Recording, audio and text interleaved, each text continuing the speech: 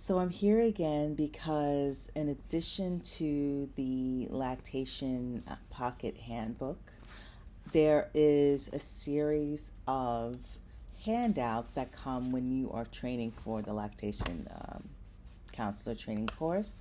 And I am reading this because I try to do the readings on my own and go through all of the packets. There's 9 packets to go through, depending on so it's depending on the amount of the sections, the video sections. So this is not a substitute for actually watching the videos. Each module, when you are doing the course, is about 4 hours. So you do have to go through it, and there's no way currently in 2024, there's no way to go through and sort of tag and see the areas that are you're challenged by, which I think is a poor model. Even when you're reviewing, you have to watch the whole thing over. And so this is why I'm doing this to begin with, because their model is so linear that it doesn't help people like me who need it broken up and need to be able to go back to certain areas and review certain areas without having to go through the whole thing. So the purpose of these next few videos, these 9 videos, is to go through each of the handouts that are go with each of the video sections in the course. So this handout that I'm reading right now is for 1A. And I will start. So 1A handout. The faculty, nurse planner, and planning committee members declare that they have no conflicts of interest to disclose. Any royalties from books or materials written by Healthy Children faculty referred to or used in this course are donated to charity. Bullet 1, breastfeeding, a public health priority. Breastfeeding has been recognized as a public health priority in tropical climates since the 1930s, but not until the 1990s in the U.S. How much would it cost to scale up to do everything we can to prevent these needless deaths? Less than $6 billion a year worldwide. We spend $17 billion a year on pet food in Europe and the U.S. The first 1,000 days campaign is worldwide and includes breastfeeding. Suboptimal breastfeeding accounts for more than 3,340 maternal and child deaths a year, of which 80% are maternal. Women who do not breastfeed are at greater risk for myocardial infarction and aspects of metabolic syndrome. Nursing a baby for a year or more decreases by 10 to 15% the risk of developing hypertension, diabetes, hyperlipidemia, and cardiovascular disease when postmenopausal compared to those who had been pregnant but never breastfed. Cardiovascular findings confirmed these results, including among those who were premenopausal. Women who do not breastfeed are at greater risk of breast, endometrial, and ovarian cancer. The World Health Organization, WHO, and UNICEF have set out 3 strategies needed for increasing breastfeeding initiation and duration in every country: breastfeeding promotion, breastfeeding protection, and breastfeeding support. Breastfeeding promotion focuses on advantages of breastfeeding on a personal, community, country, or global level. Breastfeeding protection focuses on government, manufacturer, and social responsibility to assure breastfeeding's ability to compete with commercial interests. Breastfeeding protection includes addressing improper marketing practices as described in the International Code. The American Academy of Pediatrics advises pediatricians not to provide formula, company gift bags, coupons, and industry-authored handouts to the parents of newborns and infants in office and clinic settings. Breastfeeding protection in the U.S., state, and local breastfeeding legislation addresses breastfeeding in public, employment issues, jury duty, family law, mothers in prison, etc. Breastfeeding support focuses on the interaction of helpers with family as well as program development and implementation. A variety of community expertise is needed to promote, protect, and support breastfeeding. There are international models for integrating breastfeeding promotion, protection, and support, as well as balancing technical information, programs, and protocols. The 10 steps to successful breastfeeding form the basis of the Baby Friendly Hospital Initiative.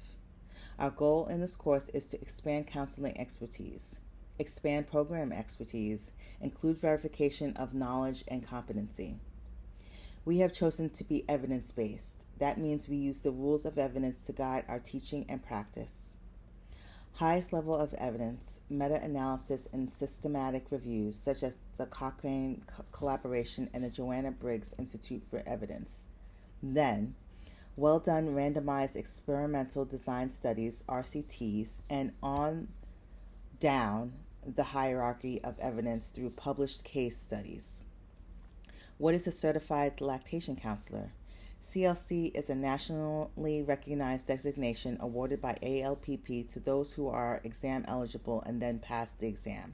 The exam is based on a job task analysis. CLCs have had their competency verified. The Certified Lactation Counselor CLC certification program is based on the ISO/IEC 17024 standard for personnel certification.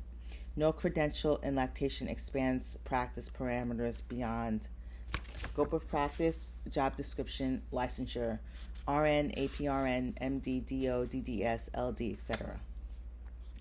All lactation credentials are certificates of added knowledge. Only ALPP's CLC, ANLC, and ALC designations are competency verified. Both CLCs and IBCLCs are considered health professionals who provide lactation support by the CDC and may qualify to demonstrate competency for the ANLC or ALC credential. 40-hour song for breastfeeding counselors worldwide to the tune of Frere Jacques, written by an African breastfeeding training group. When you counsel, never judge, never judge. Praise mother and baby, don't command, do suggest. Why is breastfeeding so difficult that mothers need help? Reason number 1, unrealistic expectations, lack of preparation for what the newborn period would be like. In other words, unrealistic expectations.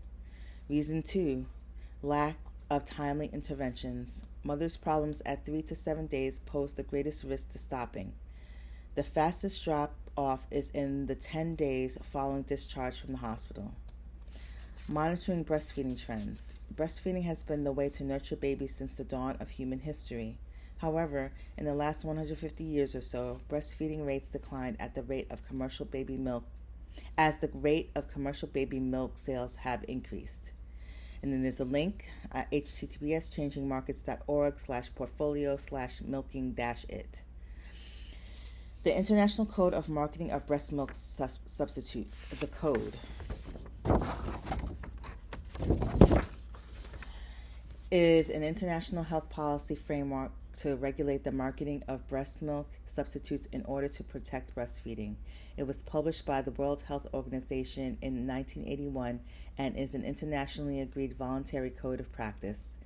It was written in response to the marketing activities of the infant feeding industry, which were promoting formula feeding over breastfeeding, which in turn was leading to dramatic increases in maternal and infant morbidity and mortality. Subsequent clarifying and extending resolutions have been passed by the World Health Assembly. The code regulates the marketing of breast milk substitutes, which includes infant formulas, follow-on formulas, and any other food or drink, together with breastfeeding bottles and teats intended for babies and young children. Sets standards for the labeling and quality of products and for how the law should be implemented and monitored within countries. Restricting marketing does not mean that the products cannot be sold or that factual and scientific information about them cannot be made available. Neither does it restrict parents' choice. It simply aims to make sure that their choices are made based on full and partial information rather than misleading, inaccurate, or biased marketing claims. The strategy is intended as a guide for action. It identifies interventions with a proven positive impact. and emphasizes providing mothers and families the support they need to carry out their crucial roles. And it explicitly defines the obligations and responsibilities in this regard of governments, international organizations, and other concerned parties. The World Breastfeeding Trends Initiative, the WBTI, is intended to track, assess, and monitor the implementation of the global strategy at the country and subcountry level. https:/worldbreastfeedingtrends.org. What contributes to low rates of exclusive breastfeeding globally? Caregiver and societal beliefs favoring mixed feeding, hospital and healthcare practices and policies that are not supportive of breastfeeding, lack of adequate skilled support, aggressive promotion of infant formula and other breast milk substitutes, inadequate maternity and paternity leave legislation and other workplace policies, lack of knowledge about the dangers of not exclusively breastfeeding and of proper breastfeeding techniques, how to support exclusive breastfeeding. How to support exclusive breastfeeding. Increase hospital and health system capacity, including revitalizing, expanding, and institutionalizing the baby-friendly hospital initiative in health systems. Provide community-based strategies, including communication campaigns tailored to the local context. Strengthen the monitoring, enforcement, and legislation related to the code and subsequent resolutions. Enact at least 6 months paid maternity leave. Invest in training and capacity building in breastfeeding protection, promotion, and support. Many regions have made gains in exclusive breastfeeding. Global Nutrition Target Number 5, increase the rate of exclusive breastfeeding in the first 6 months up to at least 50%. To do this, a wider range of actionable data is needed. http://who.int/nutrition/tracking-tool/en. Actionable data example, the United States. In the late 1970s, the goals for the nation were developed for the U.S. for 1990. 75% initiation, 35% continuing to 6 months. New goals were developed for the year 2000. 75% initiation, 50% at 6 months. The trends in the 1900s showed progress, but not to the levels anticipated. The CDC is now collecting comprehensive infant feeding statistics. Healthy People 2020 goals. Ever breastfed, 81.9%. Breastfed at 6 months, 60.6%. Breastfed at 12 months, 34.1%. Exclusively through 3 months, 46.2%. Exclusively through 6 months, 25.5%. U.S. breastfeeding trends.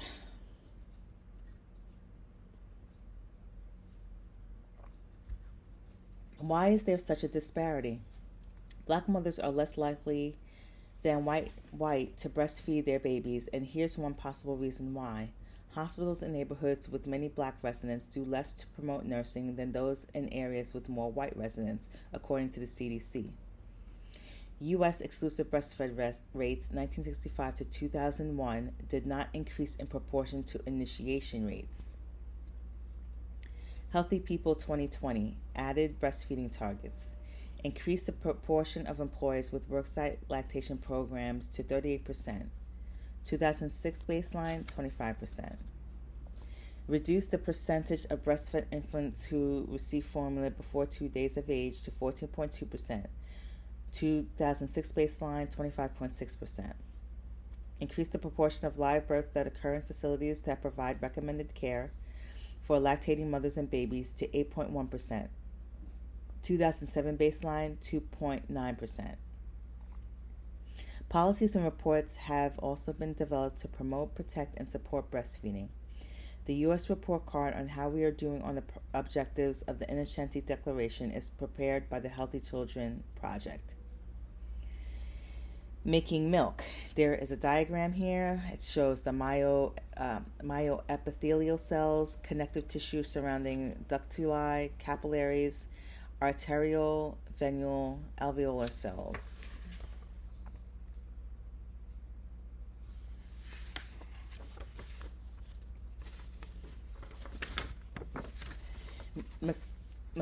Messages from the breast travel through the nervous system to the brain. Then hormones travel to the breast through the bloodstream. Messages, I made a little note, messages to nervous system to brain. hormones go to bloodstream. And then there is a diagram, anatomy of the human breast. It shows fat amongst the glandular tissue,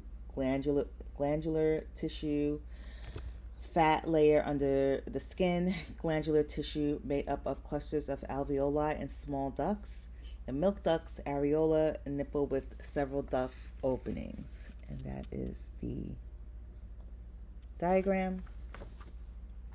There are two separate hormone pathways. The pituitary gland is important to both.